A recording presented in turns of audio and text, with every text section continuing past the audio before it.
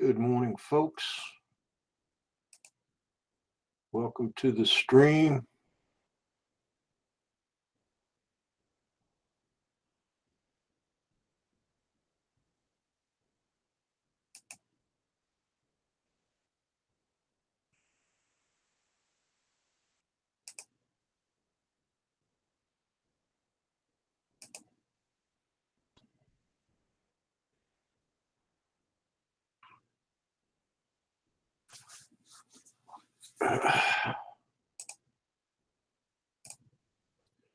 I'm trying to find the chats.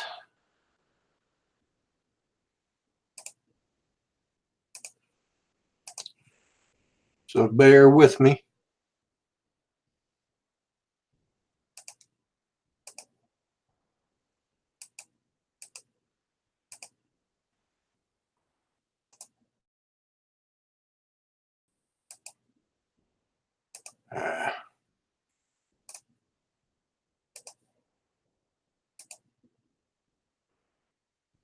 Okay.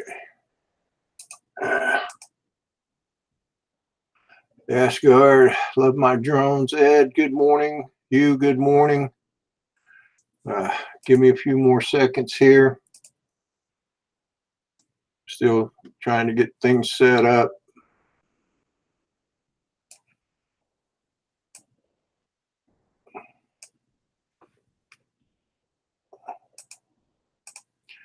Okay.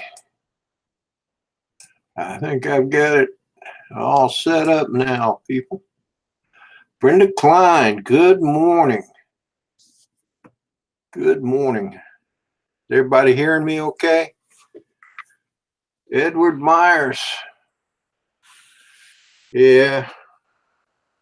Trevor, hello there. How you doing? I'm hoping Rick Halber will pop in here. He sent me this cup, and I wasn't going to use it because it's just so darn pretty, but I broke down this morning and had to give it a try, and man, if it isn't a great cup.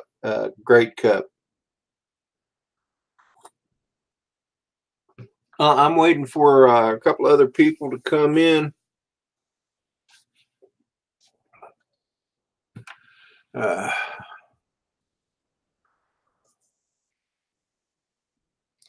So I named this the After Sunrise Action Report, but it's really just a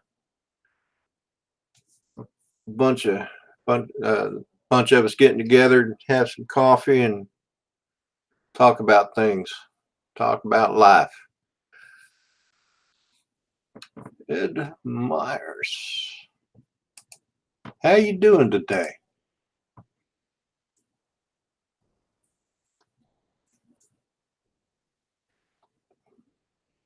I'm doing well. Hope everybody's doing well. I know some of you saw the sunrises this morning.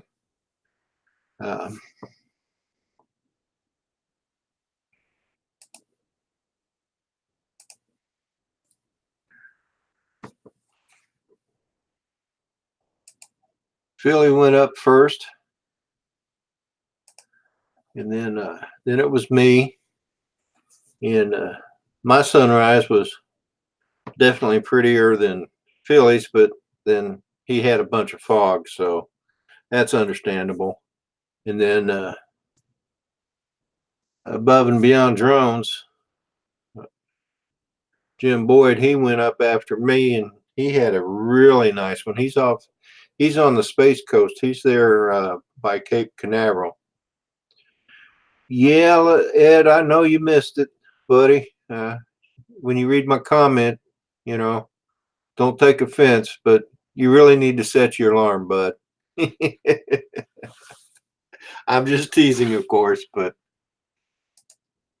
anyway, nah, it's not easy getting up that early in the morning. I have a hard time getting up. Of course, I was up at 3:45 this morning, and I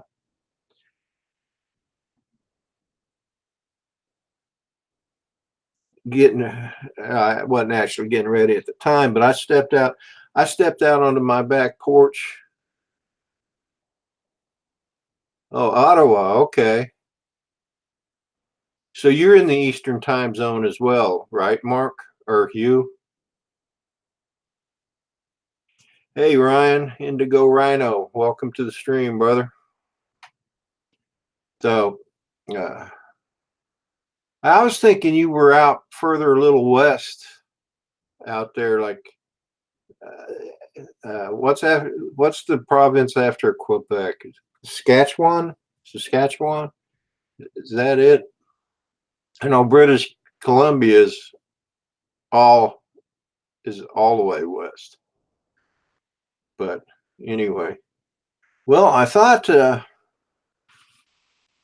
Jim Boyd was going to come in, and I was hoping Ed would come in.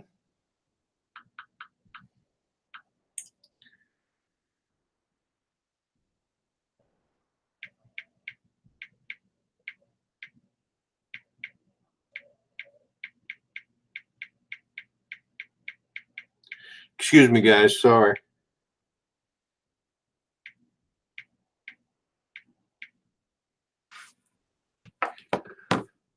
So, anyway,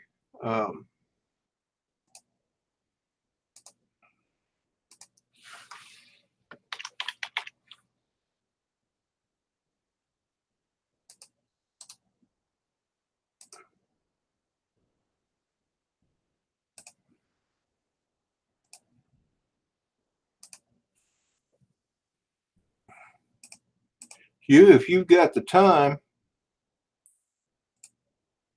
Sorry, guys, I keep doing things. I just sent you a link. Matt North.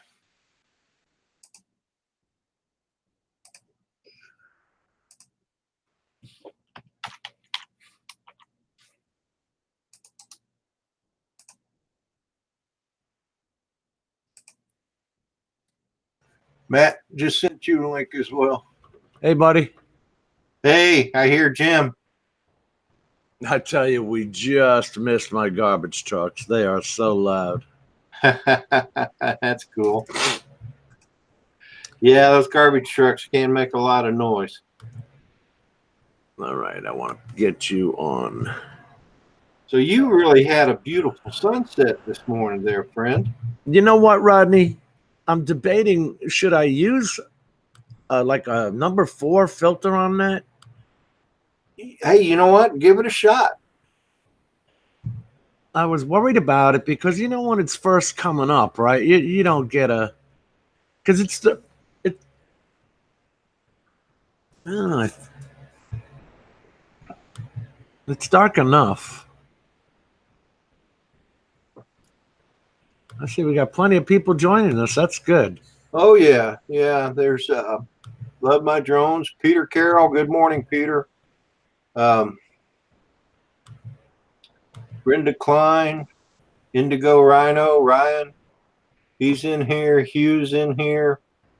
In fact, I sent Hugh and Matt both links. Good. Matt North is a good chat. He is. I really enjoy watching his videos. He makes them interesting. Hugh, are you going to join us? Asgard Studios? Are you awake enough? If you want, I'll send you a link. I already did. Oh, okay.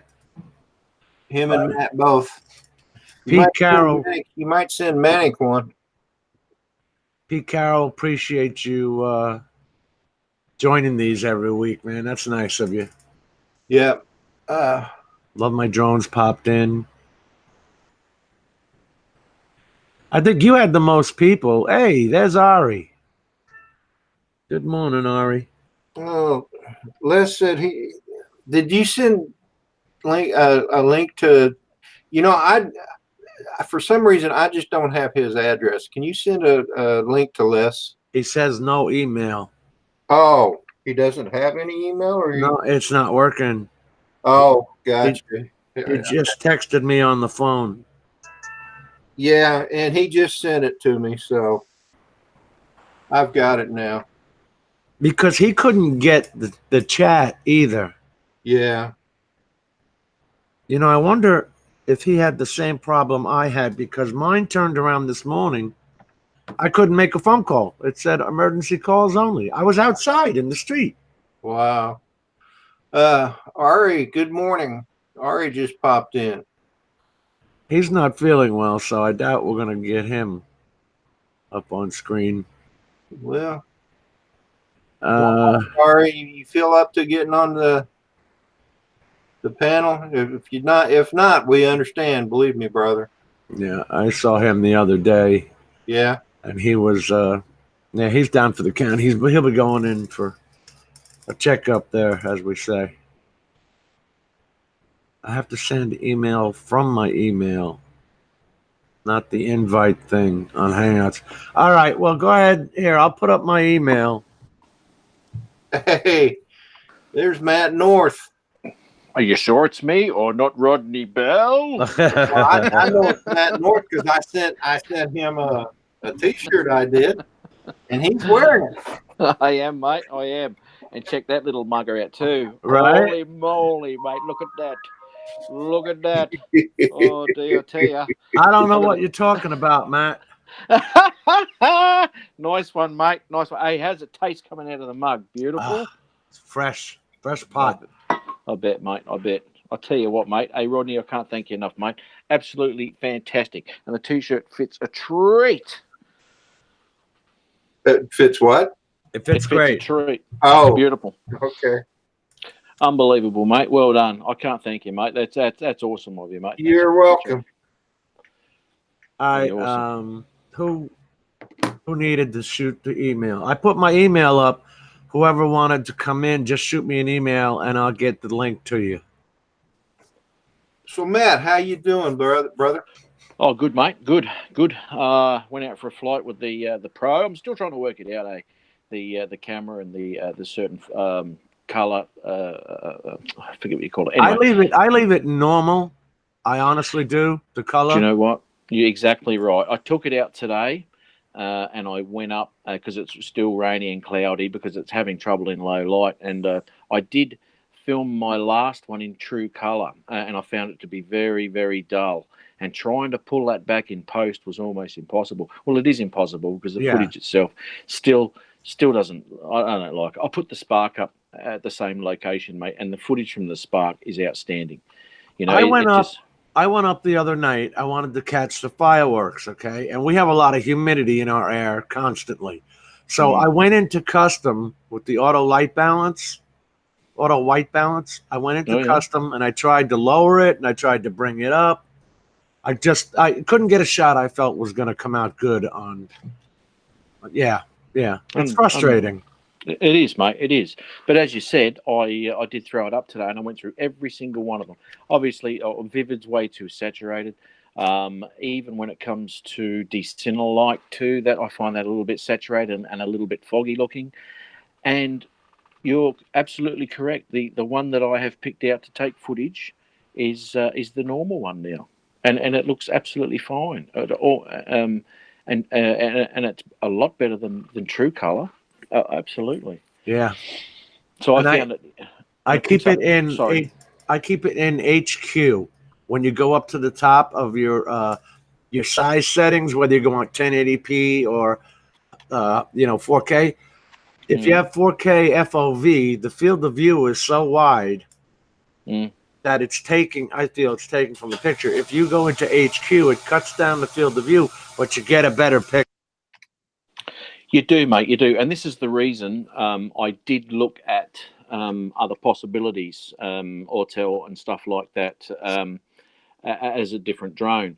Now, the only thing that made me stick with the DJI, it was the field of view, because I've said in the past, and I think I've said it on the past where Chris Hope was here too, that the field of view reminded me of a GoPro, and that's the last thing you want. You don't want that sort of look in your filmmaking, you know. And the GoPro, doesn't that have that kind of fisheye look to it? That's right, yeah. Yeah, I don't really like that. No, I mean it was okay. The GoPro it's okay for that sort of thing. The Autel I found wasn't. I think it's about a 94 degree, maybe. Wasn't as severe as a GoPro, but it still had that fisheye edge to it, you know. And I really, really didn't want that, so I just stuck with the bloody the DJI. Yeah, it's Happy. annoying. It is. But now I've just got to sort this Pro's camera out, man. I think I've got it now. I really haven't played with it enough to go out on the day I did. It was very rainy, sun every now and again. So I think I've got it now. So fingers crossed, next one will be all right. It takes some playing with. But that's good, though. You get to know your camera. You get to know your drone. Well, that's exactly right. And I did exactly the same thing with the Spark too, you know, and it took me a long time to sort out the Spark shutters and all that sort of biz, and especially when it came to post, what I would use in post to get the Spark footage looking almost like a Mavic Pro. And that took me a lot of time to work out, and rendering settings and all that. You don't know how many times I rendered the same video.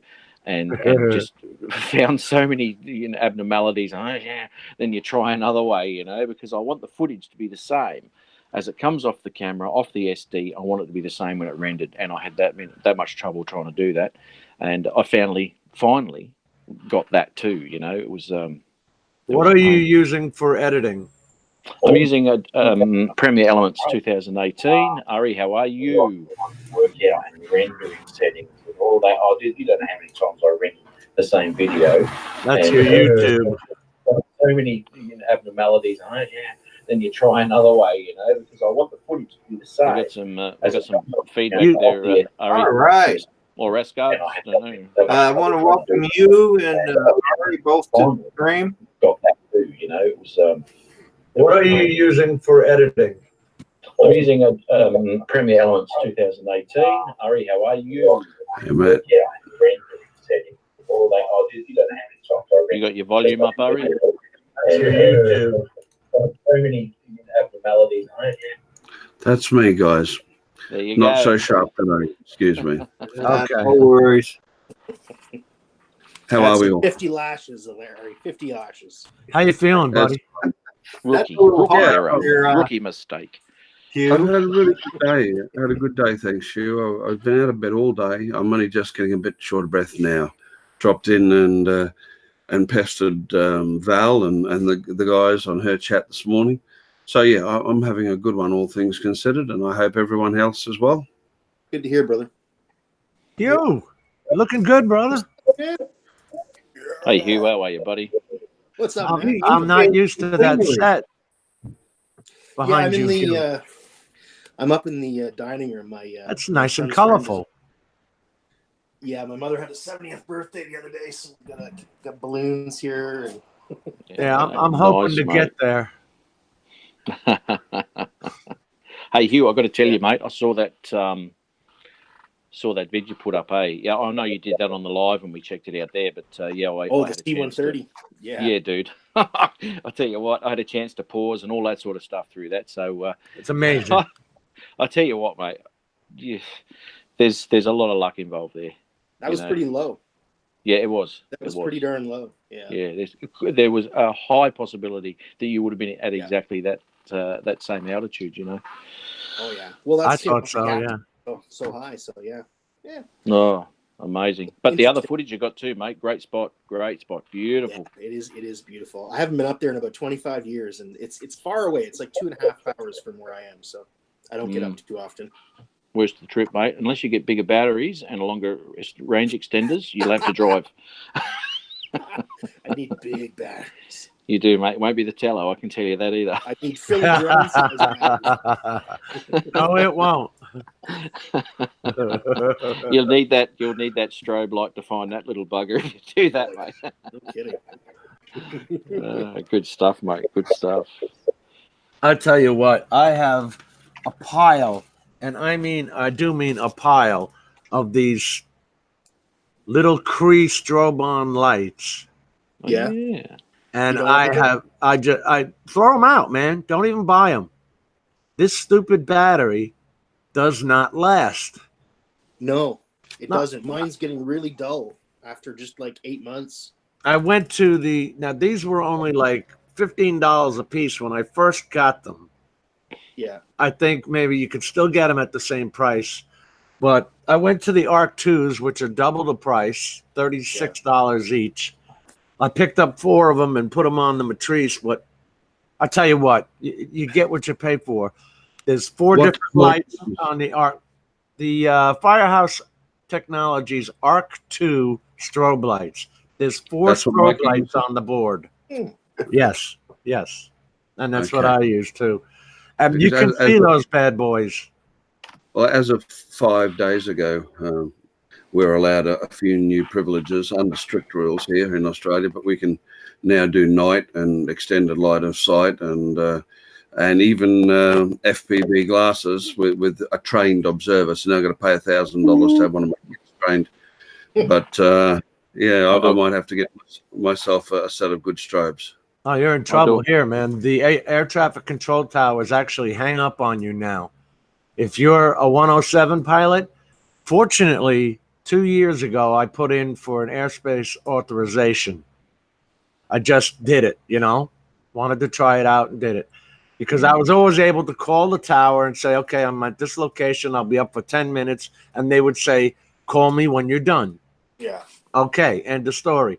Now, when I call, they say, per FAA regulations, we're not allowed to do this anymore. Boom, hung up the phone. Really? They'll still answer the phone here, but we're going. I understand that the plan is they're talking in the US that they'll have Lank fully operational even for recreational flyers. It's required.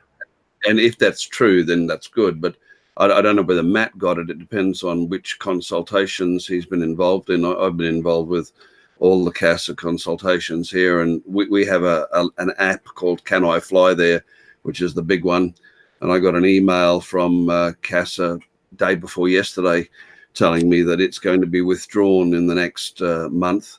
And they gave me a link to the new one. And the new one will eventually, just like Lank, incorporate real-time airspace approvals to fly at airports and all that sort of thing. Right. Cool. Wow, dude.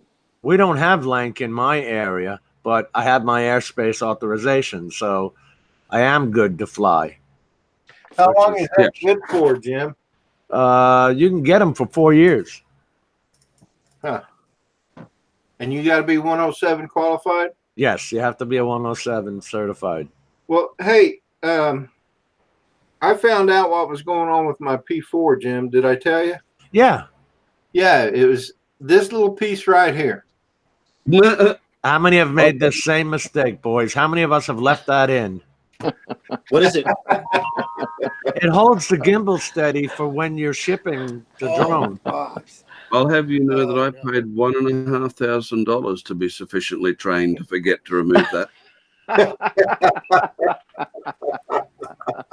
That's an expensive training course, mate. But I'm guessing it's not a long one. It's 40 hours of study to remember to forget that. You'll be kicking yourself, mate, I tell you. Hey, and especially, you know how you get away.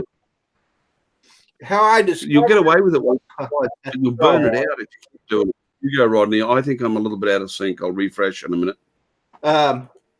I discovered it. I was holding the drone, and I'm looking at it, and I happened to turn it where I was looking at the rear, and I saw this red label. And I'm couldn't like, read it, but saw it. Yeah, I couldn't see. I couldn't read it. So I grabbed my magnifying glass, right? Because old men have to have a magnifying glass to see nowadays, even with glasses. Yeah. And I'm sitting there and I'm like, it says, "Oh, remove before flight." And I'm like, duh. You need one of those big red strips like they have on missile tips. Remove before flight. I've seen people who had to actually put those tags on it. Yeah, seen that. Yeah. Before flight, yeah. I have one of those. I tried putting it back on because I thought, well, that's a good idea because if I carry it around in my pack, I want it that I want to protect the gimbal, right? And when I was trying to put it back on, that gimbal moved forward. I'm like, nope, I'm gonna leave it off. Hey, I want to say hi to a couple of people. Chris Hope has joined the chat, or he's in the chat. RC Crazy. Florida Pirate is in the chat. Les is in the chat, and there's RC Crazy. How's it going, Eric? Brian, True Drone Review.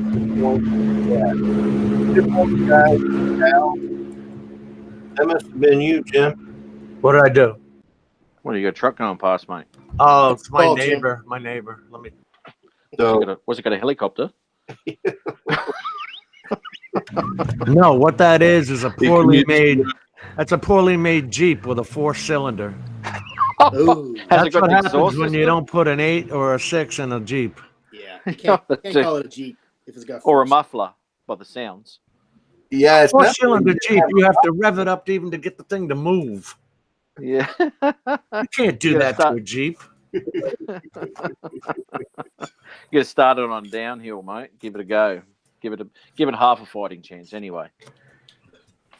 I don't know if I told you guys. In 1995, they came out with something called the Geo Metro. It had a 1.9 cylinder engine and was supposed to get 40 miles per gallon. I remember those. 3 cylinders.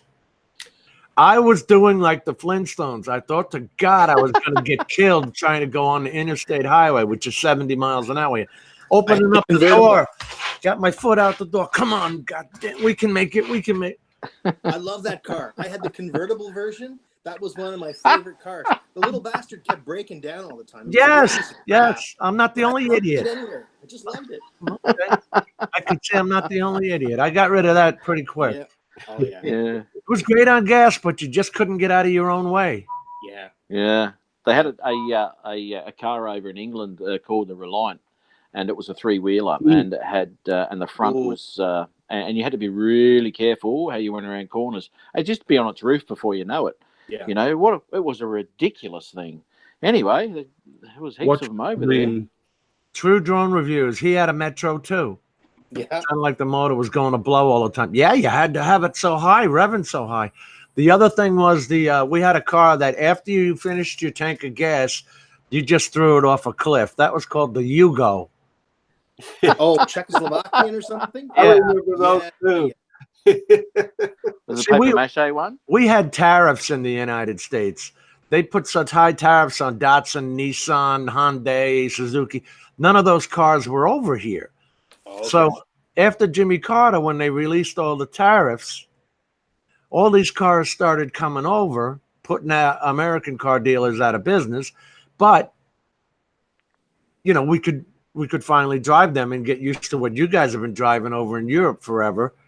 And, boy, it was fun when American cars tried to follow them. I think the first car to try and follow it was the Ford Pinto. You know, the one where if you hit it in the back, it explodes. Well, the Ford Pinto came out in the mid-'70s. Yeah, that was like a 74 car. Yeah. You could open that car with a can opener. It was part of the Pony series. Yeah, you could open that with a can opener. It was so thin, the tin. You're laughing. You're a bit like owning a Jeep or a Bolt. You had to own a fire extinguisher as well. They had the gas tank in the rear, so when you hit it, it exploded. I know. That's the most ridiculous part about it. Yes, I'm glad you're enjoying it. You took your life in your hands, turning the key. Yeah, that's a fact. Oh, dude, that is just fun times in American design. history. Yes. Oh man, unbelievable.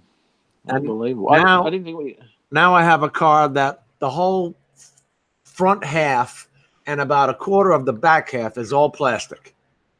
You could hit this thing and the plastic will bounce back and say, oops. Yeah. Nice, mate. I had a 1980 Trans Am, and it had a plastic front end on it where you could, and if you got a bit of a ding in it, you could actually heat it up and just pop straight back out again. Nice. Back to the Sky points out another classic car, the Pacer. Yeah. Oh yeah. Wasn't Pacer. that an American motor? Interesting looking vehicle. That was an AMC car. Yeah. Yeah, AMC. Yep.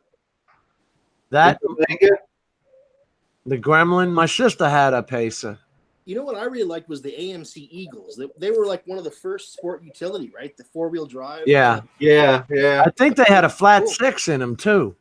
Ford used to run with the flat 6s. That was a good motor. Yeah. Was that the 300? The Canadian 300 flat 6? I don't know if it was 287 or 300. I had Yeah. a Ford Yeah, F-150 that had an inline 6. Me too. And 85. it was I think it was 200, I want to say 267 cubic inches. Hmm. Yeah, they weren't quite Yeah. 300. So, and that was the best. That was the best little truck I've ever had, not counting the one I have now, which is also a Ford F-150. I bought both of them, and both of them have lasted me more than 10 years. Mm. Wow. Those cars are absolutely ideal for going shopping in. What was that? Ford F-150s? Absolutely, mate. 2 car parks. Drop the kids off in the morning. All that bizzo. And you don't worry about coming back and seeing who's run into you. You pick who you're going to run into when you get there. Right. That's right. If you can see him over the bonnet. Yeah. You know, for a bunch of years, I actually drove the smart car. And my wife and I used to go to Costco with a huge cart, and it would all fit in the boot, all in the trunk of that car. No problem whatsoever. That's smart. You mean one of those little bitty smart cars? Yes, sir. Yes, sir. Wow. I can't see you in one of them, Hugh. Yeah. Like- Seriously, mate. I mean- How did you get in and out of that? It's like a You know roller what? skate. It's surprising. It's very spacious. They look smaller than they are. They really do. I miss do the look old small. Cadillacs, Yeah. man. You could fit a couple of bodies in the back of the Cadillacs. Remember how big they were? You fit a family in there, mate. Yeah, yeah. You had friends you had to lose for the weekend. You pop them in the trunk. Yep. Old Bernie. Weekend at Bernie's. Yeah. Yep. And still had room for the shopping.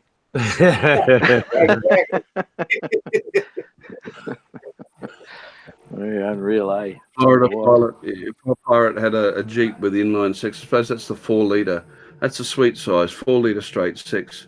You would not believe how many companies have made them. You know, like Ford, Austin, Rolls-Royce, Jeep, Chrysler.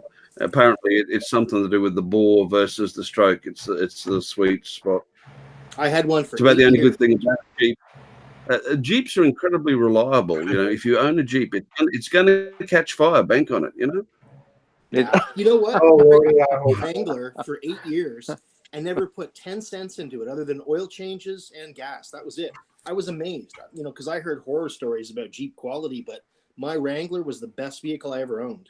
You had a good one then, mate, because Maybe, they're yeah. very few and far between. Yeah. Yeah, maybe that's I had a it. 6-cylinder Jeep, and I got to tell you, when I took out the front window, because that folds down and your doors come off on it, I swear to God, I felt like I was on my motorcycle. Pretty cool. Eh? Yeah, it was. Yeah, I like that. It was fresh. Had a roll bar on it, so I bought my wife a Jeep, a right-hand drive Jeep. She works for the Postal Service, and she was a rural carrier, so she had to have her own vehicle. We bought her a right-hand drive Jeep Wrangler, and we can take the tops off. It's got the plastic card tops. yeah. And we took those off here a few weekends ago and drove south down the northern neck of Virginia. And man, talk about fun. The only pain in the butt with those is that the windows are that clear vinyl too, and trying to keep them from hazing over. I didn't like that either. Our windows are real glass. No, we had all the vinyl. It was a vinyl top and vinyl window. Oh, okay. You did. Okay, Yeah. I got you. And you had to Yeah. roll that up. You rolled up the windows, and then the top came back and off.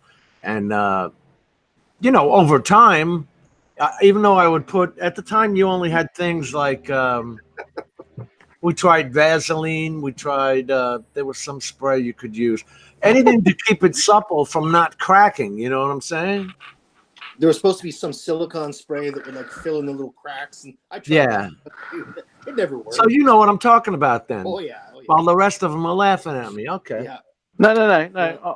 I don't even know if we're talking about cars anymore, to be honest. When you're talking about It was a Jeep, man. There was a pivot there somewhere. yeah. All these lubricants, geez, I tell you. It was a science. Yeah. And over time, you talk to everyone. What did you do? What did you do? Yeah, you're right about that plastic though, because it did go very hazy. All right, now I got the garage talks. I'm muting.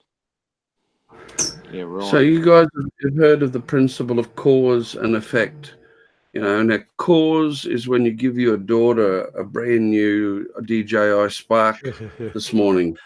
Effect is when they start delivering you pizza in the back room. Oh, Uber man. Eats, Uber Spark delivery. Yeah, exactly. I think that's called bribery, isn't it? Yeah. I think so. I'm gonna keep that. I gave it to her on Val's stream this morning, and she cried. So I'm going to keep that footage for her 21st birthday just to embarrass. I gave her an iPad yesterday and told her that she needed something to go with it. So now got to keep an eye out on her channel. I've been told her that we all expect to see live streaming appear on her channel really soon. Right on. Mm-hmm. Is she got her drone, the Captain Crunch? Yeah, that's it. Les has a Dodge Ram. He's had 300,000 miles. I do not think she would trade her Spark even for 2 boxes of Captain Crunch. Yeah, fair enough. I wouldn't trade mine. No way. Oh, sorry, mate. What do you got, Matt? You got a 150? Hey, Matt, you got an F-150? What are you driving? Oh, sorry. No, I've had 3 F100s. That's the reason I brought up the Canadian 300s, the 6 in it, because one of my old ones had one of that. Geez, it was like driving a tractor, that thing. So that was an old ambulance. Then I bought another one, an F100 with a 351 Cleveland in it. Yeah, good motor. Yeah, mate. Yeah, absolutely. Strong as an ox. And the aircon in it's fantastic. That was an ex-ambulance as well. And then I had an F100 pickup because I was carrying all sorts of stuff around at the time, especially those things, or band gear and all sorts of stuff. So it was a great vehicle for that. Absolutely, never let me down. The tyres did. I went cheap one day, and I thought, good bargain, mate. Yeah, I'll grab them off you. Halfway to Melbourne, bang, blew 2 of them. Oh, geez, what a night that was. Lucky they were on the back. But great cars, great cars. I got to put a quick comment here. Brenda Klein has made an offer of 30 boxes of Captain Crunch for Luna's Spark. I hate to tell you this, Brenda, but Claude was teasing Luna with Captain Crunch. So she went and looked it up, and a single box delivered to Australia is $23. So you'd be just getting better value to go and buy a Spark. Yeah. Just buy 5 pounds of sugar. Take any cereal and add the 5 pounds of sugar to it. There you go. Crunch. Yeah, unreal, eh? I tell you. Yeah, no, I wouldn't trade me Spark either, mate. That thing, as I said when I went out with me Pro the other day, and I just wasn't getting the footage that I wanted. The Spark chucked it up there, man. Oh, clear as a bell. Rodney, did you fly your Spark on the other weekend, on the other sunrise? Do what? Did you fly a Spark on one of the sunrises? Yes, I did. Okay, yeah, that came out good. I flew it last week and the week. Last week was the one where you had that great sunrise over the Potomac River. And then the week before, I had my I was using my P4P, and that's when Rick Halber pointed out that my gimbal was shimmering. Saw that. Yeah. And now I know why. Oh, damn, dude. That'll do it every time. Yeah, mate. I know you've been having trouble with getting the settings. I don't claim to be any kind of a photographer. I know that I've settled on D-Cine and I just if I'm going to do 4K, the thing that annoys me with the Mavic 2 Zoom is that I'm limited to 30 frames a second. I like the Phantom because I can get 60. Oh, that is nice. And Matt, you have the editing software to handle the cine like too. Oh, absolutely. Yeah. There's no worries with the editing.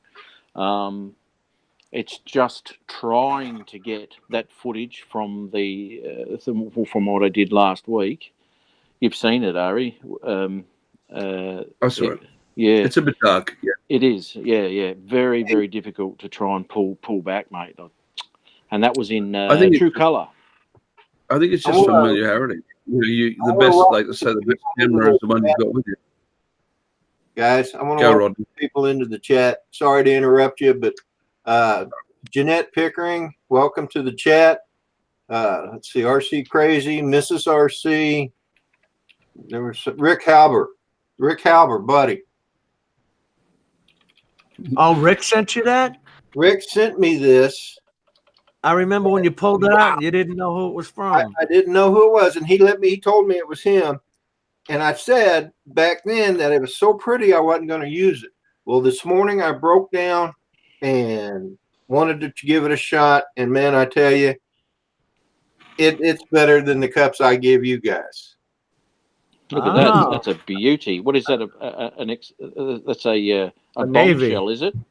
I'm not sure who makes it. It's pretty slick. Looks like a spent shell, mate. Yeah. Looks like a thermos. And they're a good one.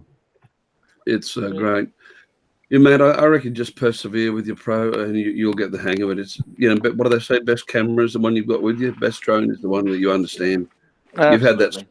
You've had that spark an awful long time. Plus, it's fun to play with the settings. Henceforth, he shall be known as the Spark Master. From here forth, yes. But I learned quickly that the only mode I like in shooting is in that HQ mode. I don't like the full field view. Yeah. I use 1080 at 30 frames almost all the time. On your P4? Really? Yeah. Wow. Does it shoot in 4K, Rodney? It does, but just don't want to deal with the process. The 4K is only 30, though, right? Huh? The 4K will shoot in 60 or 30? Well, the 4K will shoot in 60. It will. Okay. And I think it'll shoot in 30 as well, and 24. But like I said, I just use 1080p at 30 frames. It just seems to be easier for me. Now, one of these days, I might try 4K now that I've got a newer and faster computer. Hey, I got a question for you. How come my stream this morning came out in 720p and yours was in 1080? I was shooting in 4K. You got me. That's weird. Yeah. That's weird. But a lot of weird things have been going. He's had to change his key every week. Every week he's had to change his key. And where I've never had to touch mine. You know, when you go to stream, you have to input the YouTube key and you have to hit the reveal and it reveals your key. Well, I've gotten to because last week, wasn't it, Rodney? That it said I was on and live, and I'm talking to Rodney on the phone. He says, I can't see you. And sure enough, I went, and, even though it told me I was streaming live, I had to go back, check the key, noticed. So I don't know what I was streaming to. I still think that you made a typo and you were streaming on somebody else's YouTube channel. It said I was streaming. Yeah. So there's somebody out there scratching their head going, what the heck is this? On drones guy. Why is he on my channel? It doesn't look like my yacht. Because it goes blue. It has this form that looks like the shape of a light bulb, and it's white when it says connecting, and it turns blue when you're actually streaming, and it tells you you're streaming at 30 frames per second. The damn thing said I was streaming. But as soon as Rodney's telling me you're not on, so I had to go check the key, and you know how fast it is to type in those RQH dash a B74 dash. You know, it's a royal pain in the butt. Weird. Hey, I wanted to ask you guys something. I've noticed when I'm filming at 120 frames per second on my Mavic Air, if I'm using ND filters, everything is wicked grainy, like terrible, like really dark. Even if it's, not a serious ND filter, but it seems to really mess up my slow-mo footage. You guys It's trying to take in so much light at the 120 frames per second, and you're restricting it with an ND It's filter. not getting it up. What ND filter are you using here? What number? Well, it depends on the day. I've used it a couple times, like anywhere from ND4 to say ND16, but any of them seem to really destroy the footage. Let me ask you something. Any worse? Are you in auto or are you in manual? Always in manual. Right. Okay. Because I was going to say keep an eye on your ISO, because if it's trying to draw light in, that'll grain it up anyway. It needs the light when it's going to shoot 120 frames per second. Yeah, I always keep it, down usually at ISO 100. Yeah, good. Yeah, that's if you find the ND4 is better than the ND16, then that's the dead giveaway. It's light. Yeah. Anyway, just a weird thing. Peter Carroll is now the owner of a Tello. He has joined the drone. I love the Tello. My granddaughter loves the Tello. Tellos are awesome. Yeah. I love those things. They are they're really, really cool for the price range. They're good fun in the house. Yes, mate. Yes, you know all about them. Can't wait for him to see how fun it is flying a drone. So he'll start stepping up to the more expensive drones. Let's give him time before he breaks the wife's bank account. If you're into coding, those Tellos are great value, because you can buy 3 or 4 of them and start working with swarm behavior. Yeah, we have got the ability for that. We have the Tello EDU and the Tello Scratch, and so we use a guy named Dennis Baldwin came up with a program called Drone Blocks, which is just like it says. You're taking blocks and dropping them over. You know that program, don't you, Hugh? Yeah, I haven't done much with it yet, but I really need easy peasy. This winter, and I couldn't use it because over the snow or over the water, the Tello too really bright. can't. Yeah, it's just there's not enough differentiation for the Tello to use its positioning system, right? Right. But now I need to get out and do it, I guess. Which is great because it comes with 4 cards with blocks, pictures on them, geometry. Yep. And when it sees those, you can tell it what to do when it sees those. Make a right, go 10 feet and land, or, do a 360 and go back home. It's fun. It's fun. It's great for the kids, too. Yeah, exactly. They're great drones. They're great drones. If you don't mind me just saying, hello, Rick. I saw you say hello to me before, Rick, and I missed replying. Good day, mate. And Peter Cow reckons no wife, so money's not a problem.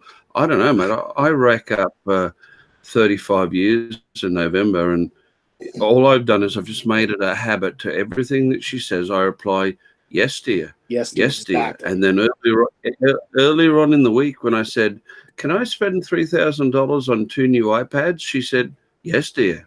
Hey, I guess I need to try that. Yeah. You got to get one in, mate. You got to get one in. Go over pig. Actually, it wasn't. I did get 2, but it wasn't quite like that. I ordered the Mini in March when they were released. I'm sorry. It's no secret. But I have truly found that it is better to ask for forgiveness. Yeah, no, well, that's great. And Jim has the scars to prove it. I have spent more than a man should be allowed to spend. I mean, I could have bought a car. So all of a sudden, a package will arrive, and I say, "Oh, is that for you, honey?" Oh. My wife still doesn't know that I drowned my Spark and replaced it with a well, she thinks it's a secret out, you. I didn't know you drowned your Spark. Yeah, I drowned my Spark last year. Went into the freshwater or salt? Fresh water. It went down so deep, though. Ended up getting it back, though. 3 months later, somebody literally fished it out of the canal and dropped it off on my doorstep because I had a big label with my address on the top. Wow. And so actually Roger's got it because I sent it to Roger and Kim just, for parts in case they wanted to do something with it. So it's up at the Canadian Drone Hub. Huh. Have you got footage of that? I haven't seen a video on that. You know, I actually do. I've never You're published a it. masochist, you are. Yeah, he didn't want to show because that one. I actually, when I got the memory card back, it had the last footage of the thing drowning, and there's footage of it looking up and fish swimming towards the camera. Oh, come Dude, on. you haven't published that, man? I know. Come on. Hugh, come on. I know. That's fabulous footage there. It was shameful, man. It was just shameful. I couldn't. There's no shame to it. Dude, a week You later think you're after the drowning only my one to do Mavic, it? I told everyone about it. Come Right, on. Yeah. challenge accepted. I'll post it next week. I Do watched it, a dude, guy, do in- it. All right. I watched a guy in I've seen Canada. footage. Got more people here on the panel that's going to be looking for it. You better come through. Sparky is swimming with the fishes. Yeah, I've dude, seen do it. him before. Film of somebody. I think he ditched a Phantom 4, and then the last thing you see is fish coming up because the cameras will continue to run for Oh yeah. 3 minutes or so submerged, and it's a laugh a minute. But Brenda, I think my wife would be better off to train your husband than me. And if you want to buy a Spark, you better make it quick. They stopped making them back in November. I had one sitting on the shelf here, wrapped up in plastic, still new. It was my backup. As you can see, I'm not short of Sparks. I've still got 3 more up there. So I handed one to the daughter this morning. Oh, But God, I yeah. tell you. there's an mate, addiction there somewhere. yeah, the addiction is the government's going to charge me $160 each to flame and Yeah, you're register gone. them now. You're gone, dude. Oh yeah. I can sell you a couple of Inspire ones real cheap. Oh, you can't see Well, them that's the other thing. As Matt will tell you, at the moment we've got some of the biggest surf on the southern coast that we've had in years, and every morning for the last 3 or 4 mornings, I've been thinking about when I wasn't too dizzy driving down and flying the surf, getting the footage, doing a live stream. But the only thing that I've got that can handle the wind, because we're getting gusting 50-mile-an-hour winds, is the Inspire. And the spray is going up 100 feet, and I just don't know whether I want to plow my Inspire through salt water spray. No, not in salt water. I'm telling you right now. I'm going to take the Spark out. Hey, back from the guy mentioned he's driving, he's listening. He says if it's shameful, Hugh. What's that, Rodney? He's saying if it's shameful that you crash your drone into the water, then Drone Bum should not be showing his face on YouTube. What's Paul lost 2 or 3? 3. Yeah. And I've lost one. I lost Yeah. my first Phantom 3. Yeah. Oh, that's a hurtful loss, that one. You know what got me? I was flying under a train bridge at a lock, and what I didn't see was some kid had hung a shoelace down over the side of the bloody bridge. That's why I don't do it. The shoelace. Yep, I didn't go under the Story Bridge there, Ari, the other day, purely for that fact. I couldn't see anything, and I was not going to breaststroke this pro. So, yeah. I stayed well away from it. Where did this one? Sorry? Where did you get this one from, Matt? Was it another Gumtree? Yeah, mate. Yeah. It had done 29 flights, 3 batteries, charged 3 times each, and $850. And it came with a Fly More package. Absolutely. Yeah. And you know what? They pop up all the time on Gumtree. All the time. Sparks say around the same. Even the Sparks, you get them for $550, $600. Fly More 3. I fly with 5 batteries with my Spark. Because when I'm down the bottom of a rainforest, my charger is too far away. So 5 batteries, I get around about 12 minutes hovering around because you're not flying hard down there. Yeah. And it'll get me around about 12, down to about 12% on the battery. I think 5 is a good number with a Spark. Absolutely. I can generally get by with 3. I've got 4 to 5 to use for the Phantom 4, but I rarely use more than 3, and 3 is good for the Mavic 2 as well. I've got 3 for the Mavic 2, and it is a perfect number. Yeah, I got 6 for mine. Only because I bought so many Mavic Pros, I've got so many batteries laying around. Right. That's good though. You get to use them still. Sorry. Oh, we slid right past that. I've bought so many Mavic Pros, and said it's good you have so many batteries. Yeah. You don't mention that. No. Yeah. No. I just want to But it is. throw this out there, Matt. If you go and talk to Nick at UAV Me, he'll fix you up with a set of undercarriage which has the floating pontoons, like on the Bell. I'm going to be flying too with the whole cage, Bizzo. This thing's going to be bulletproof, mate. Let me tell you. Oh. I tell you, but the good thing about buying another drone there for $852 is that I've already sold that other drone as a Fly More less one battery for $500. So it still flies. It still flies. Still returns to home. It's got everything except the bottom sensors. Doesn't want to hover. So he actually bought it as a fishing drone. So he's going to chuck his line out and it returns to home so he can do all that biz. And also, I picked up on Gumtree, and this is where I come into actually getting a free drone in the end, because there was a bloke selling a Mavic Pro controller and 2 batteries. Now he was going, $250 for the controller and 2 batteries, and I said, oh yeah, I don't know. And over a period of 3 days, I picked up everything for $250. I on-sold the Mavic controller for $220, and I sold both batteries $80 each. Wow. So, wow, yeah, dude, Good resale. Holy cow. that's because they go for about 80 to 100. If you put them on 80, they'll sell straight away. And the batteries I'm talking about, and if you put them at 100, you'll probably get rid of them. Take a bit longer, be about $90, I guess. they're about 120 new, aren't they? About that. No, they're more than that. $209 in Australia for a Mavic battery. Yeah, you guys double everything. Damn. Whatever our price is, just double it. Yep, same in Canada. It's exactly almost double the price of everything.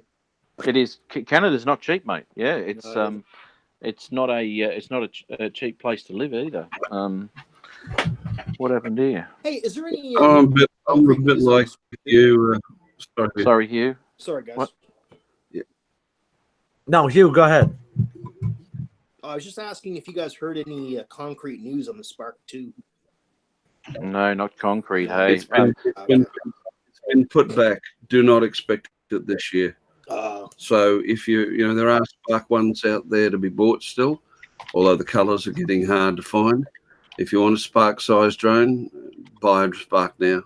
Gotcha. I'm a bit like you, Matt. I can't help myself when something comes by, even if I don't need it. Like, I've got brand spanking new Spark controllers wrapped in the plastic here, and when I go down to see my dealer and I tease him about it, he calls me dirty names because he can't get them anymore. Did you say you got a dealer? Well, you are in Logan, I guess. Not that kind. He's got a hard drone habit. No, more like a zzz type dealer, not a type dealer. I don't know, Ari. I think they're pretty close, man. Hey, I want to welcome Canadian Drone Hub to the chat. Roger, welcome. Good morning. Hey, Roger. It's nice up there in Canada. It's stinking hot up here. Oh my God. Yeah, that's what Roger's been saying. He was saying yesterday it was up like 107 or something. Yeah, he had Florida weather yesterday. Yeah. Same here. And he said that, I was looking at his channel yesterday, and he was saying that, and I looked at the temperature here, and I wasn't going to say anything, but it was like 82 degrees. It's 82 here now, but we don't have the humidity would kill us. Yeah, it really is. When I got up this morning, all my windows outside the house were fogged up because I got the AC on in here, and it's so hot out this morning. It's just crazy. Wow. Well, yeah, Canada gets really humid. When I lived in Ontario there at Cambridge, they're close to the lakes there. Yeah. Down by the border. And I'll tell you what, it was like in Australia, in Brisbane. It was very similar to Brisbane, Ari. It gets pretty humid, and it surprised me. It really did. It is surprising, yeah. Yeah, I mean, it's because in not winter, Virginia humid. You know, like I lived in Virginia for a long time. It's not that bad, but close enough. It is, and the contrast between, and this is why it took me by surprise, the contrast between winter and the humidity. There's no way I would have thought that would have been anywhere near. It seems to be an unbalance from the equator. Very crazy it weather here. shouldn't be humid. Although those lakes, there's a lot of water. So big thermal reservoirs. Yeah, dude. Yeah. I thought it was the ocean the first time I went out there by what is it? Hamilton. Hamilton. Yeah, I think it's Hamilton. I thought it was the ocean. They're big lakes. Oh, yeah, they're huge. Not wrong, mate. Is that why they call them the Great Lakes? Oh, garbage man. I believe that the Canadians call them the Great Lakes because they keep America separated from Canada. I'd call them bloody fantastic lakes yourself. Thanks. Shameless like plug. A good neighbor fence. I remember the first time I saw Lake Ontario, I was on a business trip to Toronto, and I had to be there over the weekend. So my boss said, hey, go sightseeing. And I went down to Lake Ontario, and I looked out over that body of water, and I couldn't see the horizon in the distance. And being a retired sailor, it occurred to me that if you've seen one big body of water, you've seen them all. So it really didn't impress me a whole lot, and I really found that disappointing because I was expecting to see this. It was beautiful. Don't get me wrong, it was beautiful, but it was just another big body of water that I didn't have to be on anymore. Yeah, see, now what? This is where you miss your drones, mate, where you can go up there and change your color profiles, and that body of water then will look amazing, and it'll be different to what you've ever seen before. Yeah, that's true. What were you getting ready to say, Ari? Oh, sorry, mate. Rodney, I've got to ask you a question. I've noticed your hat there. It says retired Navy. Now, we know that the US doesn't retire anything in their Navy. Shouldn't that read mothballed Navy? Storage. Well, no, mothballed is how do you explain it? It's not a retired ship. It's on standby. I'm retired. Well, any man. Any man who's no longer working and is married is still mothballed because we're still called on to come out of retirement time at a time after time. I'm a proud member of the mothball. Well, Ari, you're absolutely right. I stand corrected, brother. Actually, you sit corrected. Come on now, get it right. I remember when I reported to my first ship out in San Diego. San Diego still had all the mothballed World War II destroyers and stuff there. And I walked around through the mothball fleet, and some of those ships were impressive. Yeah. Destroyers with 5-inch guns on them. That was the 2100 class, is it the Fletcher class? And there were. It's incredible, isn't it? Like at the end of the Second World War, especially some of the French destroyers, twin mount, 5 twin mount 5-inch guns, 10 5-inch guns. Today, a destroyer has one. Yeah. But they can hit with that one gun. I'm amazed at the accuracy in World War II, being able to hit something over the horizon with a shell. That still boggles my mind. Yeah, that is. Even in World War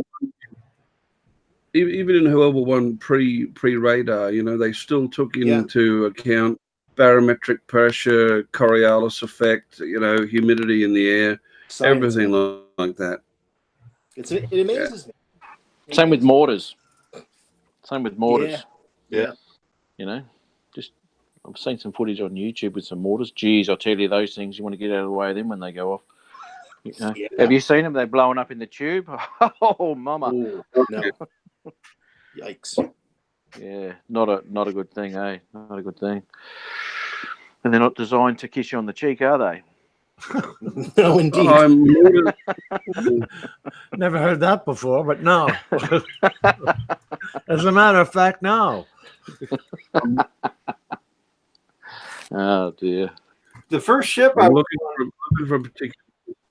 the first ship I was on was Keep going, Rodney. was called an auxiliary repair ship, and surprisingly, it had 4 or 5 inch gun turrets on it. I mean, it looked like a very large destroyer. And my GQ, my general quarters station, was as a pointer on one of those gun mounts, and it was all manual. There was no, I mean, there's electricity to it, but to rotate it, it was all manual. So we had these wheels. Wow. And, you know, I'm a young 19-year-old, and I had to turn this turret.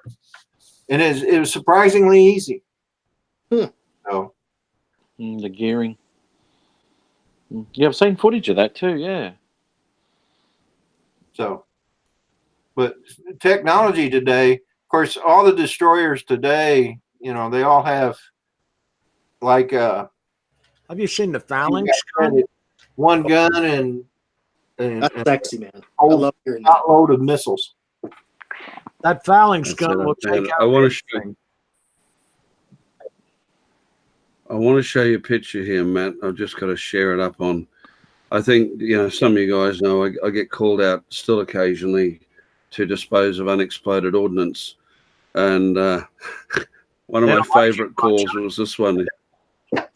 Yeah, no, well, no, I don't have any problems with it. You know, they say to me, "Don't you get nervous?" And as I told Hadley the other day, my stock response is no, I'm never nervous. I get it right first time, every time, or it's not my problem anymore. But, you know, Pretty much. I joined up this local metal detecting community, and they were going through an old World War II base near me, and often because soldiers have strange things in their personal effects, especially in the Second World War, you know. So they'd be looking for watches or coins, and they'd come up with a grenade or something like that. And I went out with them one day, and they found this grenade, and everyone started to scatter because they usually just leave them alone. And I said, "Hang on, don't get panicky." And I whipped out the Bouchon and dropped out the detonator, and they said to me, "How did you do that?" I said, "I'm trained." Well, of course, I made a rod for my own back, but this was one of my favorites. I got this phone call on a Saturday morning. "Ari, can you come out? We've got it. We found something we want you to have a look at." And I'm going to try and share it up on the screen because, you know, you've all heard of the term natural selection. Well, this was it, man. How many years have you trying to get rid of you? Darwin's a bitch, man. Look, this is an 81 millimeter mortar shell, and that's how they found it, you know, nose down in the mud. But what you can't see so well in that picture, I'll show you the previous one. Down here on the bottom, you see that bright alloy?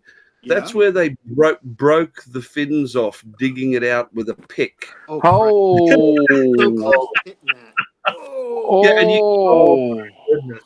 see here in the center, the way that they work these things, you can just see the remains of bags between the fins, and the bags were 3 colors. They were either red, yellow, or blue. And when they would get a fire mission in, depending on how far the shell had to travel, they'd incline the tube to the right angle, and they would remove certain colors of bags to get the right amount of propellant. And this thing in the middle is like the bottom of a shotgun shell. And they would shove that into the hole, and it's got a primer in the middle. And when they drop it down the tube, there's a pin at the bottom which strikes the primer, and flames shoot out little slots in the side and ignite the bags of propellant. Well, you can see by this one here, they dropped this one down the tube, and it hit, and it was a misfire. I could just see him, you know, in 1941 on the training range. "Sarge, it didn't go off. What do we do?" Go get it. Dig a hole and bury it. 50 years later, "Hey, Ari, we've got this problem. Can you come out and look at it for me?" Holy moly. I tell you what, man, that is natural selection. Just lasso it with a rope, tie it to a kangaroo's neck, and say, "Have at it." I'm I'm not ashamed to say that one got the Army bomb squad called for that one. I wasn't touching that with a 20-foot barge pole. I don't blame you. No, dude, that looked way too unsteady.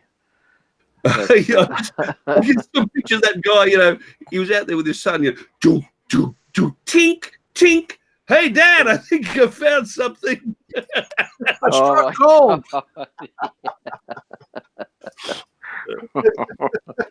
Son, that's unreal. Son, run like hell. Yeah, walk away now. Slowly back away. I had smudges. Don't make eye contact. I had smudges on the lenses of my glasses. My eyes bulged out that far. They touched the inside of my glasses. My glasses had to be clean. They were smudged. Harry walks up, looks at it, and goes, "Yep, you guys got a problem. See you tomorrow." Yeah. Let me know how you go. Yeah. We know how that works out for you. Yeah. Well, this could be an explosive situation. Yeah. Don't laugh, Ari.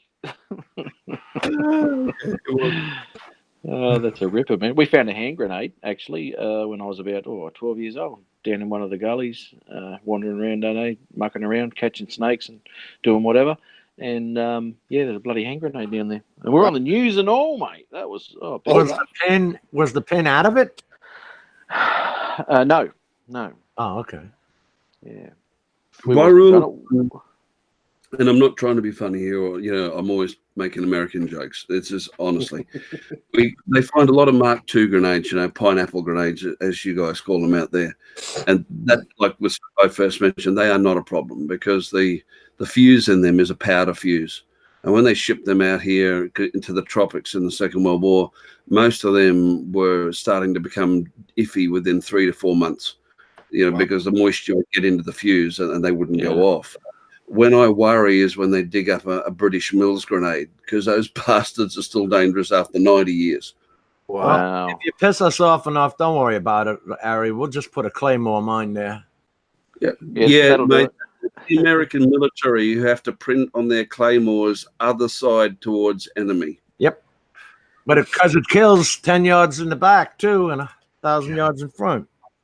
Well, with American... guys facing it, I'm not surprised.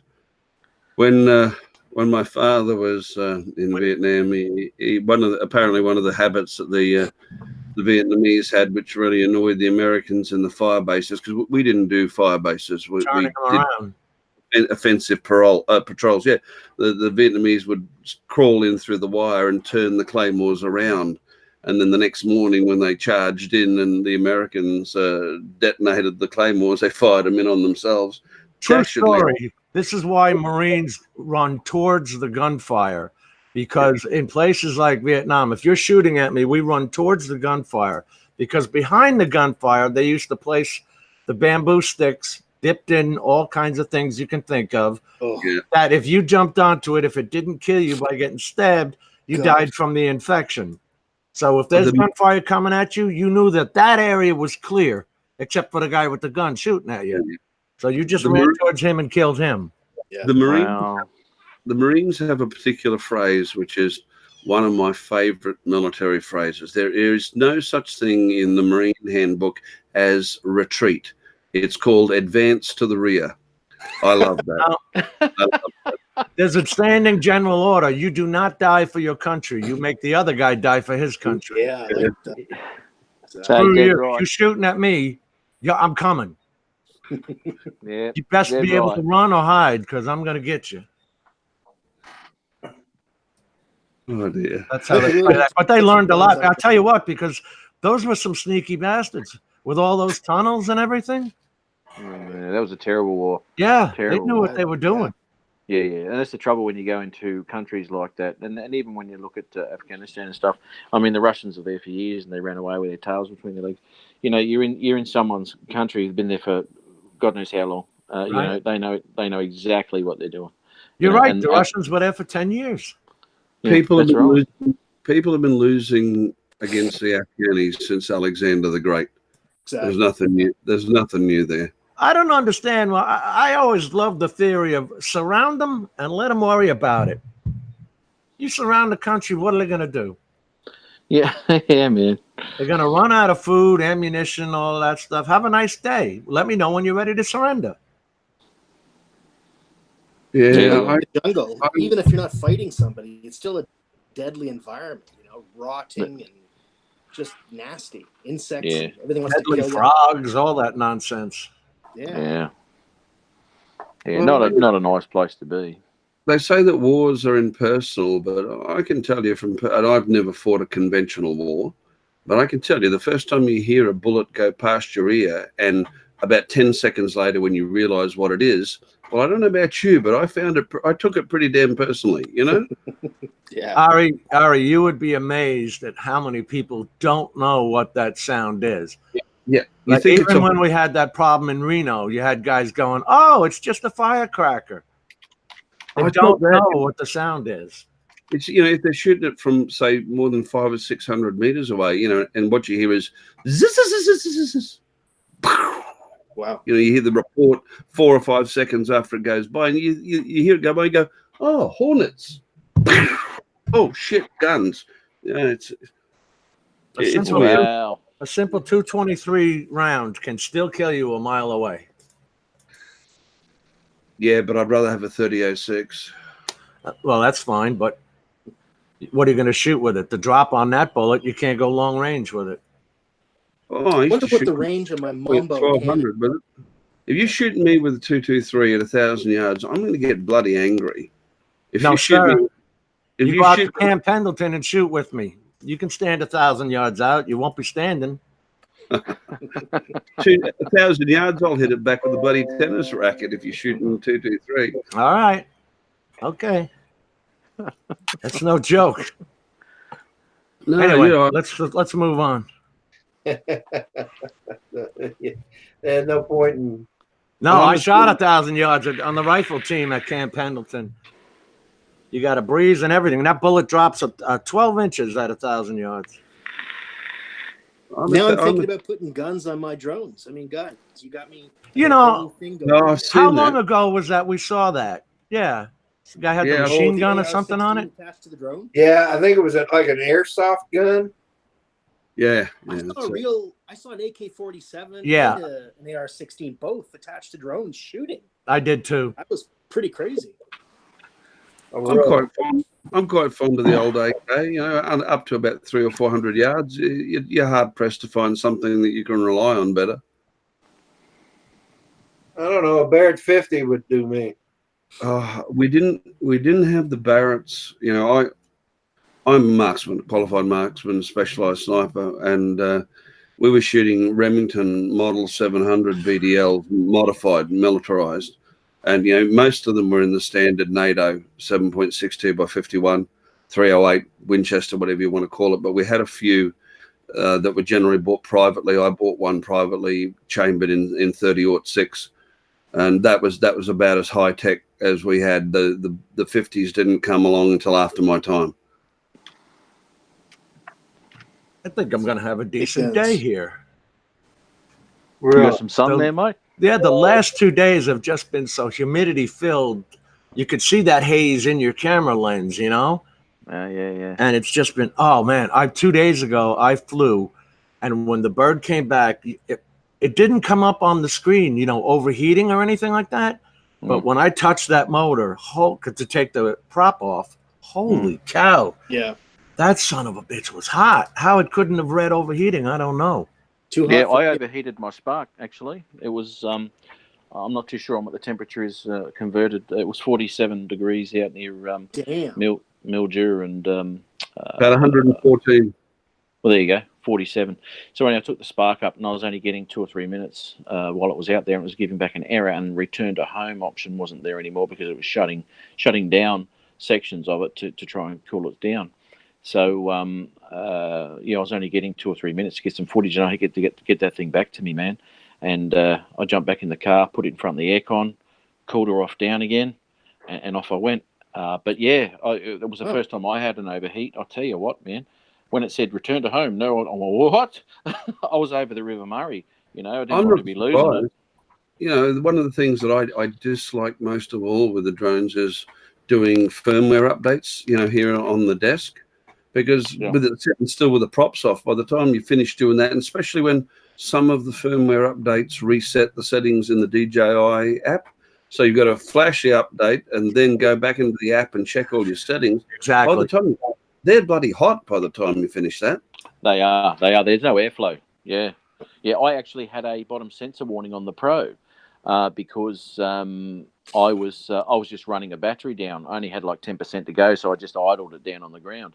Now it was silly me, stupid. I should have been on the tiles, but I just whacked it on. It's not plush pile carpet, but it was on the carpet, and I just ran this thing for I don't know how many, or 5 minutes, whatever it was, and I got a bottom sensor failure warning. Contact, and this was my new drone too, so I'd just come back from all those warnings because of the water, and this thing did the same thing, and oh my god! But I picked it up, and wow, was it hot!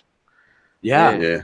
It needs that. That's what those fins are for, man. They need airflow, Yeah. Somebody made a comment too in the chat. I forgot to respond, asking. Apparently, there's been a firmware update for the Phantom 4. I haven't started mine in about 3 weeks, so I don't know. I'll fire it up in the next day or so, and I'll make a comment in one of the streams if I've come across anything with that. I had to update mine, Ari. I don't remember what it was for, but I did have to update it. Well, recently, was it? You don't know what the change was? Probably. No, I didn't pay attention to what it was because I wanted to fly it, so I just did the update. You know what I'm saying? I love my P4s. I'm a sucker for them. If I could only keep one, that'd be what I'd keep. Yeah. I've got Pete Carroll here too. He says he was surprised how hot the Tello got doing the IMU calibration. Yeah, man, they do. Yep, they'll shut down too, guys. Yeah, the Tello will shut down too. Yeah, it doesn't take much, eh? I think what our problem was, my daughter and I were flying, and I think it was the battery got hot or something. But if you're not actually flying it to get a cool breeze over it, that's it, exactly. That's right. Yeah, it'll tell you too hot landing. Wow. Yeah, they've all got fans in them, but they're just little rotary fans like you'd find on a video card in a computer, and they're okay when it's moving, but you need that airflow over it for sure. And hang on a second. Yeah, that's correct, Gary. Over the late 2000s, the longest single shot kill for snipers has gone back and forth between Canadians and the British about 4 times now. First ones were with the Barretts, and now they're going over to custom rifles, firing the Lapua, which I had the pleasure of being invited out to Canungra Range to shoot the Lapua about a year ago, and that's nice. It's a nice firearm. Sorry, we were getting all the comments. Somebody else remarked about 22-250. I think it was Peter Carroll, like 22-250. It's a nice round, Peter. A bit of a barrel burner. And until they released the 1.7 Remington, the 22-250 was the fastest factory round at about 4,000 feet per second. When we shot on the Marine Corps rifle team out of Camp Pendleton, we shot M16s, iron sights. Take away, there was none of these, what do you got, the scopes and all that crap. You were shooting iron sights at 1,000 because you had to qualify. You had to be able to hit at 1,000 yards in order to make the team. You understand where I'm going with that? Yeah. Nothing more needs to be said. But that was it. And I don't think if a Marine or the United States makes a range longer than that, they're going to tell you.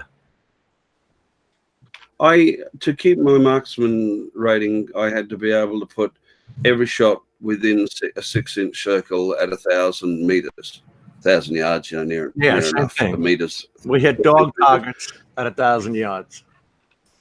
But why they picked 1,000, and I'll never know, because it's right off the coast, and you get all that breeze coming in off the coast. I have shot over bigger distances, Jim. After I retired, I got invited out a few times with the guys who I had been in projects with, and they'd moved over onto the Barretts and stuff at that stage. And that was when I saw my first fire control computer, because they'd started, when I was doing it, it was one man. They started working in teams, and they pulled out this damn thing, and I said, what's that for? He said, that's your control computer. I said, well, what's that for? He said, oh, well, Coriolis effect. I said, you're kidding me. I'm a rifleman, not a battleship. Getting back to the heat, the iPad Mini 4s will overheat and shut down on you when you're flying. Yes. I've had that happen to me with the Inspire multiple times in the summertime. And that's why the Inspire one will tell you it's overheating and come back. Yeah. That's the only one that has actually told me it's overheating. Yeah. Have you guys had a Mavic 2 or a Mavic or anything else tell you that they're overheating? Never, no. Well, mine overheated with the Spark, and I was only, 30 meters away. And I just unplugged, whacked the Android back in, and brought it back.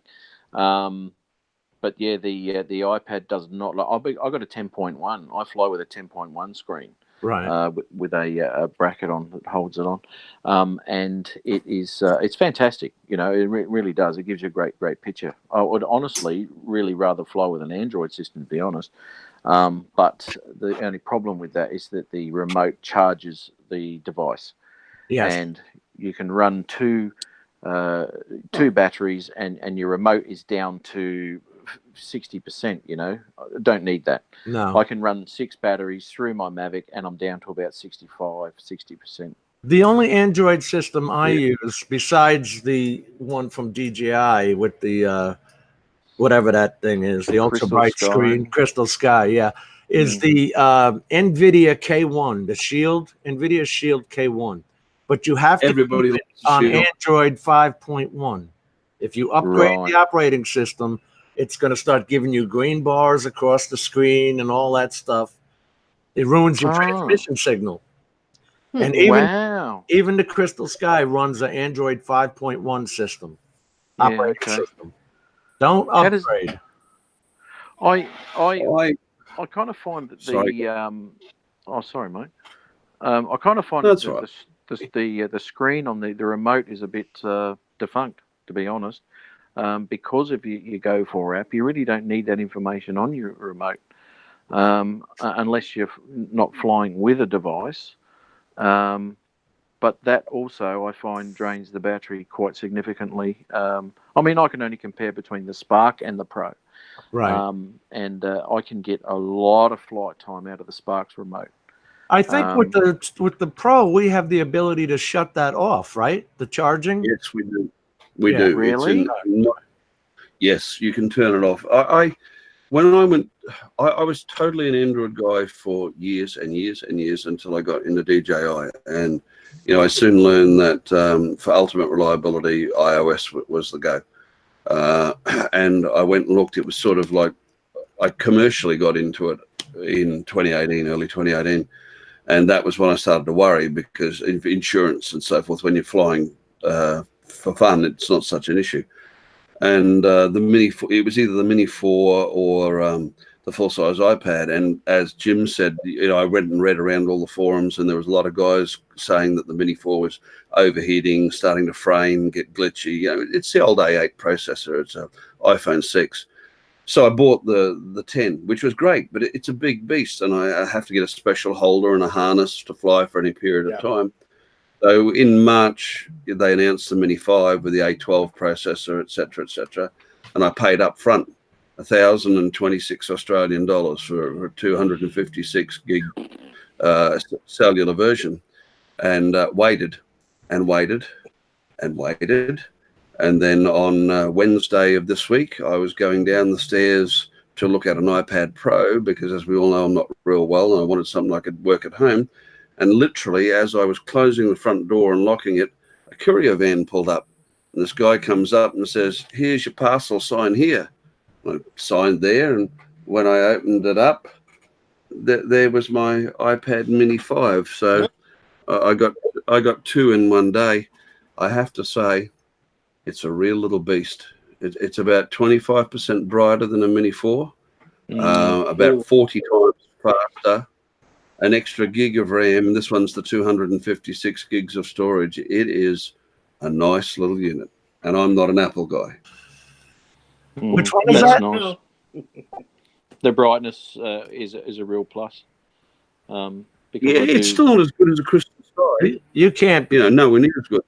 There's no reason to go the regular crystal sky. I'll tell you, in Florida sun, bright as that is, you can see perfectly on the regular crystal sky. There's no reason to go to that ultra and all that. Don't spend the extra money, guys. Telling you right now. Yeah, oh, There's good an to know. upgraded version of the crystal sky, like a newer one. Yeah, there's an ultra. The ultra. This is the one. And by the way, I always use these stupid $10 parabolics. They work like a wonder. But the crystal sky, I'm going to take it off the damn remote, is brighter than all heck. It's just amazed me. It doesn't overheat. It's got its own fans in it. There are 1,000 nits on there, Jim. 1,000 nits. Yep. And guys were saying, "Oh, get the ultra and all that because it's 2,000 nits." And I'm like, if I'm not having a problem in Florida, I don't know where you are going to have a problem seeing it. Well, the ultra out here, to buy an ultra is $900, and there's no cellular, as you know. And back at the time, it's not true now. They're improving them, but at the time I was looking at buying it, I couldn't run Lychee or any third-party app. All I could run was Go4, and so it just didn't suit me. I mean, I'm just trying to show brightness, but how much is that US? What is this? 600, 685, something like that. Does anybody remember? I don't remember. It came as part of. Okay, because I think that's around about the Australian price, isn't it? Around about $600-700. About $1,000. About $1,000 for the 7 point. I think it's 1,100 for the 7.85. I think that's the big one. That's what this is. And then they have a 5.5, right? That's right. Yeah. But either way, even with a 5.5 at 1,000 nits, I just can't see you having a problem. What gets me with the smaller screens, like before I got the mini, I either had the big one, the 10-inch, or I was using my iPhone 8 Plus. And what my biggest fear when I'm flying is I'm going to run into an overhead cable. Yeah. And let's face it, Jim, our eyes aren't as young as they used to be. And on the iPhone, I'm just not confident that I can see a cable. Whereas on the bigger screen, I am. That's why I stopped flying the Inspire 1 on power lines, because I kept getting the drift up and down, left to right. Oh, yeah. Ooh. But when you do the RTK with the Matrice, that thing is locked solid. I don't care if 40-mile-an-hour wind could come. It's not moving. No electromechanical interference, nothing. Well, the Inspire floats around, does it? Yeah, yeah. Wow. Inspire 1 varies by 2 meters or more in hover. It's not like flying a Mavic or a Spark that they're within, say, 20 centimeters height hold. An Inspire 1, it will vary 6 feet. Not a problem. Inspire 2 will do better than that. It'll stay pretty solid. Well, that's how I lost my Pro. Down at low altitude, over water, straight into a bush. I didn't even know it went. Shoot. And I was watching it, and beautiful. I could see that, and then I just looked down at my screen momentarily, and then I saw my screen move. I go, "What? Well, hang on!" And before I knew it, bang, it was gone. Yeah, it doesn't kick in that bottom sensor until you're 26 feet towards the water, and it doesn't work. And it doesn't work well over certain terrain. Water. It just doesn't seem to sense very well.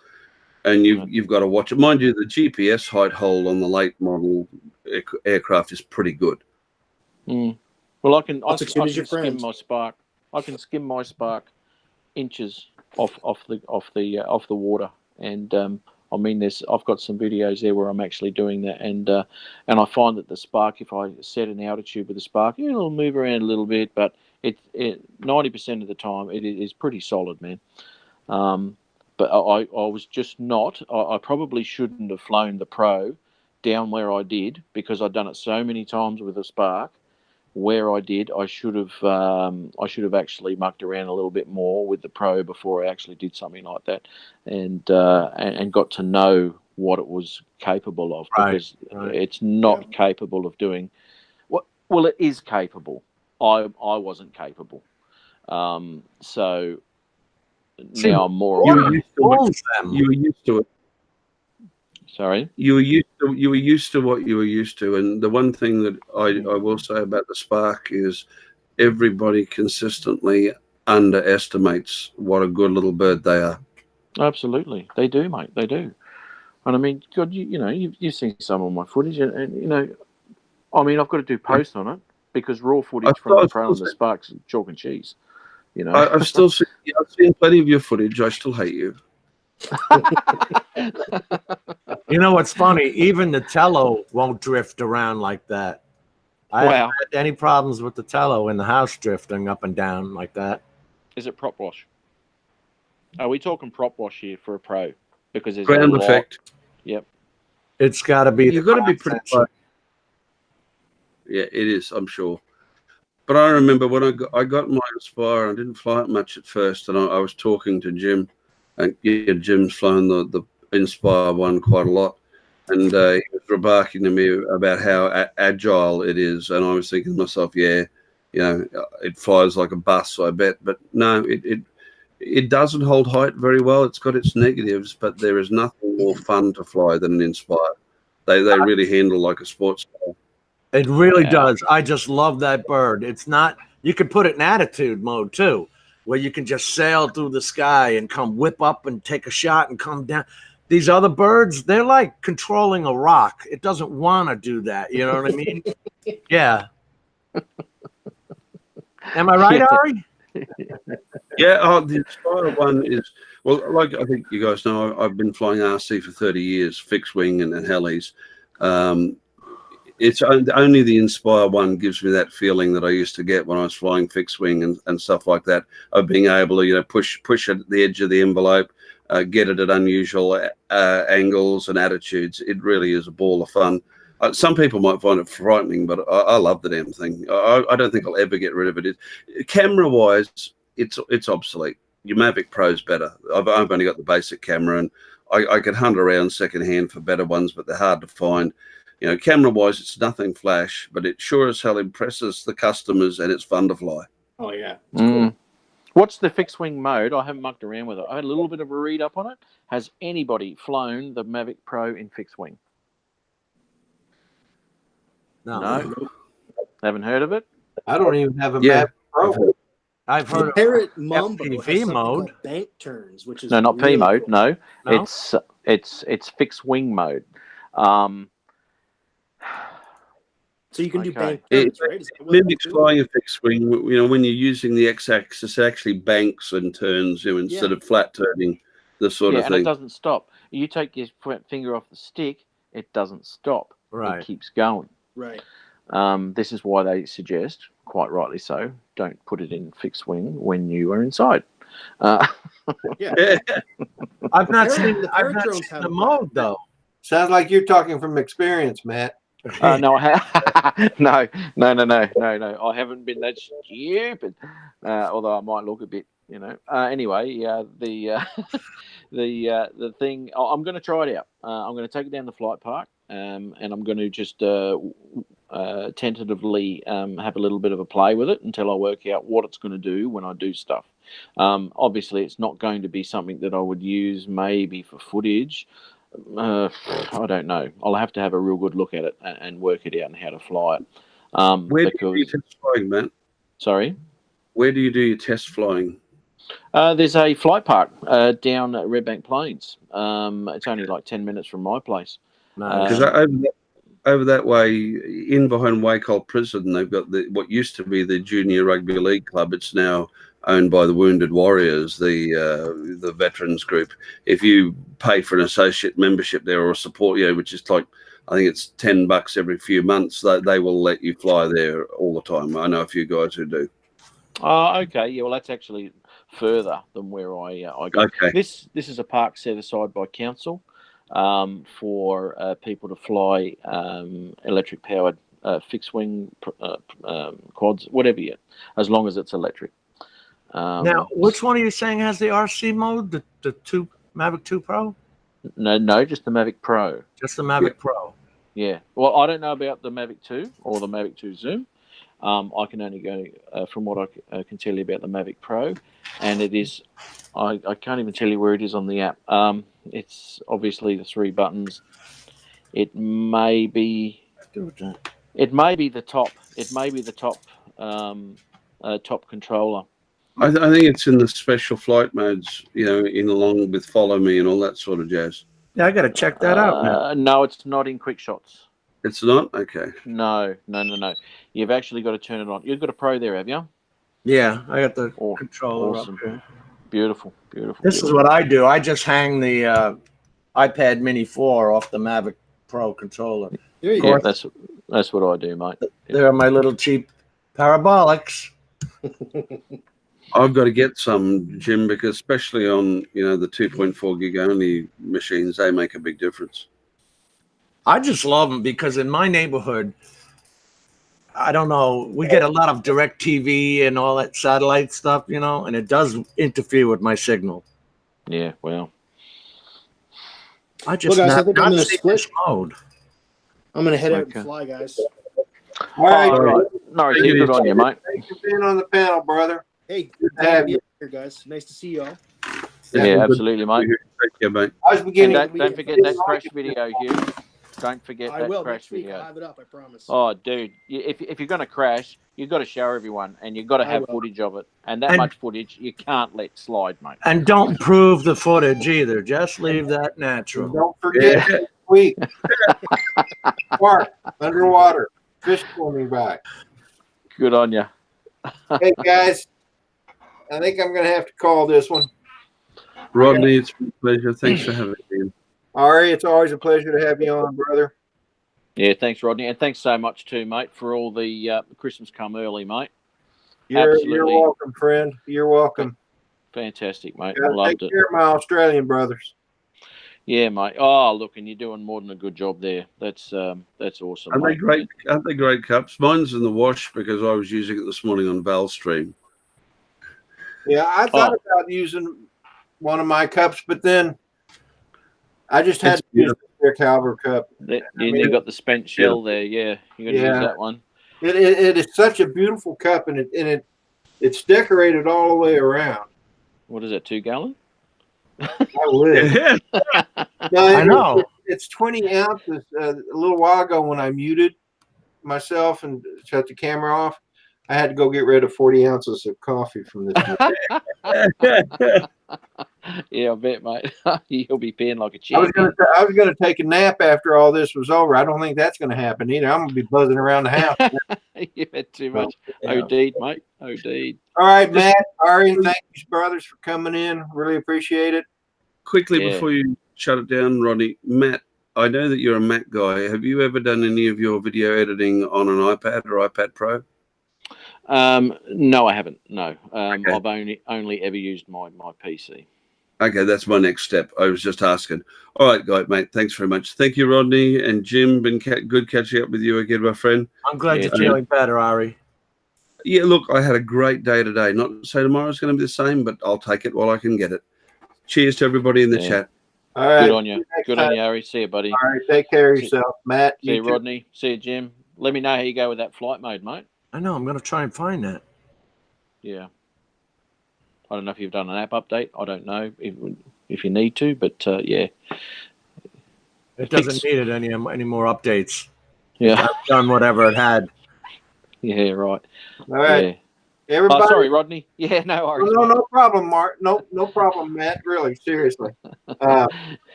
just wanted to make sure I said bye to everybody out in the chat. I really thank you for coming in. It's awesome when you guys join the chat and we can participate.